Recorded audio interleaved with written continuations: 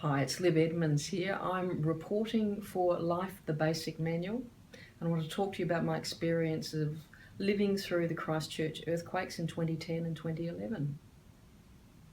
I'd grown up in a city where there were no real earthquakes, moved to Aotearoa, which is the Shaky Isles.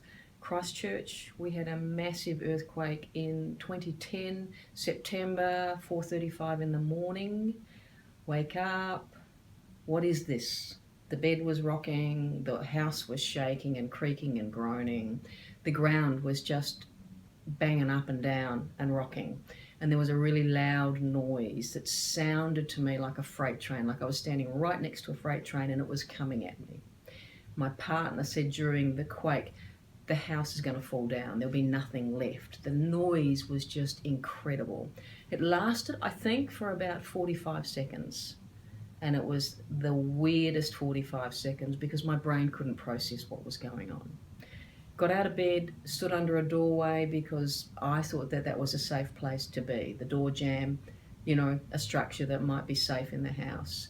Unbeknownst to me, in that moment of panic and terror, there was a huge bookcase, because we read books, that was right next to it and could have really easily fallen over and injured ourselves.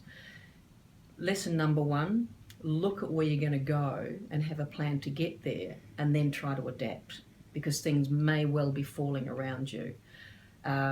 Or secure your house so it's earthquake safe. That's what we've done.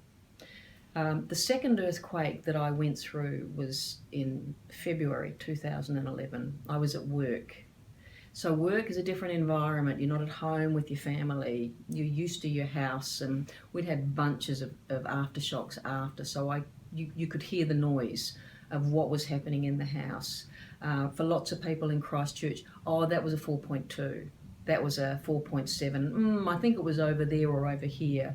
A lot of the time you would hear a crack, which is the fault banging up against the rocks and then coming back at you. So you'd hear a noise and then you'd get the like that, and kind of like a dog violently shaking after they've been in the water. You know what that's like? It's like that real and then it stops. Big ones last longer.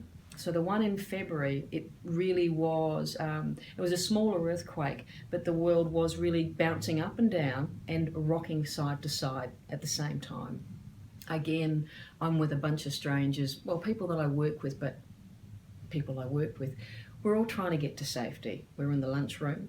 A colleague of mine I saw had gotten under the table. I was trying to get off my chair, but I couldn't because I'm rocking and shaking, and you just can't work out how to move your body because you're not accustomed to the world terra firma being safe and secure. Eventually I did get under the table. Eventually the shaking and rocking did stop. I think that earthquake lasted for more than 30 seconds.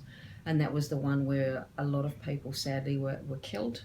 Lots of loss of life, lots of damage around the city, and 5 years later we're still waiting for a lot of the city to be repaired.